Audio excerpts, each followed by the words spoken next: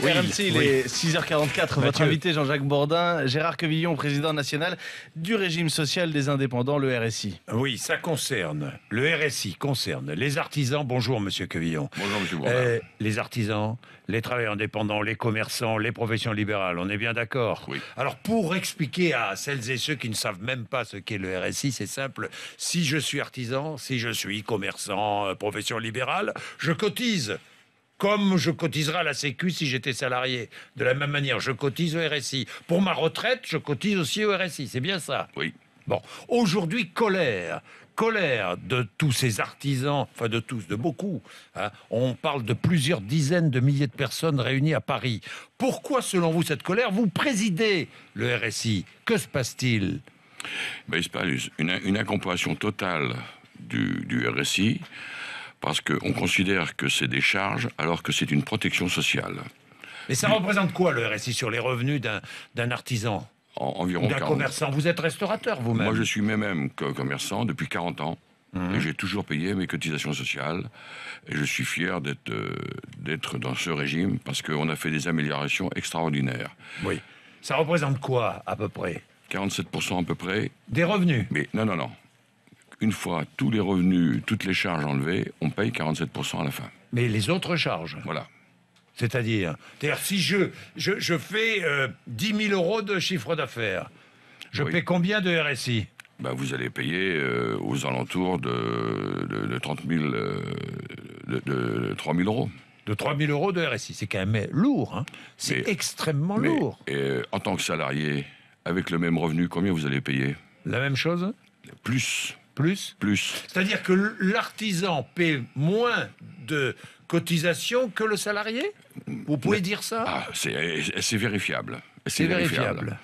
C'est vérifiable. Et il ne faut pas oublier qu'en France, notre protection sociale est obligatoire. Oui. Elle est basée sur la solidarité intergénérationnelle. Oui.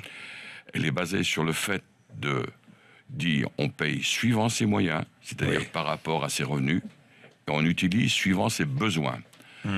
La famille qui paierait 3 000 euros de cotisation mensuellement, qu'il soit 1 ou qu'il soit 10 dans la famille, paierait le même montant. Oui. Il peut y avoir des malades, il peut y avoir tout un tas de choses, il paierait le même montant. Oui. Mais dites-moi, lorsqu'on paie le RSI, on est couvert de la même manière que si on est salarié? Identique. Et on est obligé d'avoir une mutuelle en plus ou pas? Comme le salarié. Comme le salarié. Exactement de la même manière. pareil. Non, j'explique pour celles et ceux qui ne connaîtraient pas. Alors, ceux qui connaissent disent, le problème avec le RSI, c'est que c'est la pagaille et des problèmes de gestion effroyables. Quand on appelle, qu'on veut avoir une information, on n'a pas de renseignements. Dites-moi, c'est pas toujours faux, non?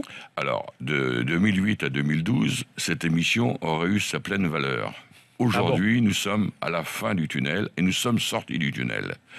Le RSI fonctionne, le RSI sert ses adhérents et nous allons encore améliorer en plus le service à l'assuré. Oui, mais il y a intérêt parce que quand même le dernier sondage réalisé l'année dernière par le syndicat des indépendants nous dit que 74% des indépendants ont été confrontés au moins une fois à un dysfonctionnement du RSI. Non, mais je ne vais pas, et vous comprendrez, M. Bourdin, que je ne vais pas critiquer un syndicat qui fait un sondage. Oui. Nous avons fait un sondage où nous, le sondage privé, apporte 65% de satisfaction. Oui. Alors, il y en a bien un des deux qui ne doit pas être réaliste. Oui.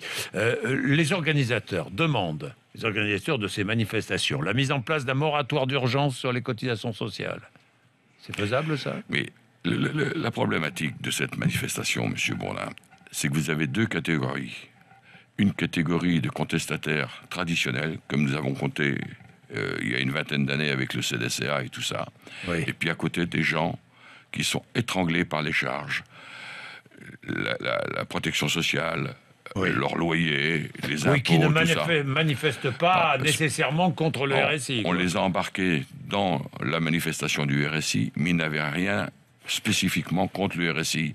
Si vous prenez contact avec les maires où il y a eu des catastrophes naturelles, ils vous diront eux-mêmes que le RSI a été le plus vite et le plus présent sur tous ces gens qui ont des difficultés. Oui, alors les organisateurs des manifs demandent l'arrêt du paiement des cotisations des travailleurs indépendants, le temps d'enquêter sur les dysfonctionnements multiples. Qui m'explique comment ils vont payer les retraites. Vous savez qu'en France, nous sommes le pays où c'est les actifs qui payent les retraites pour les retraités. Oui. Si les actifs ne paient pas de cotisation, Oui, comment payer on les va payer retraites les des retraites retraités où en sont les comptes du RSI aujourd'hui? nous sommes équilibrés. Nous sommes équilibrés depuis 70 parce qu'on appelait la C3S, qui était modifiée cette année.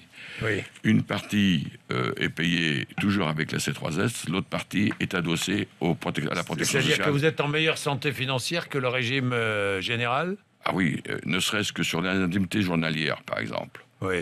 Ce régime a l'obligation de s'équilibrer entre les prestations et les cotisations. Ouais. Merci à vous. Le président national du RSI est avec nous ce matin, Gérard Quevillon. Merci, Gérard Quevillon, d'être venu.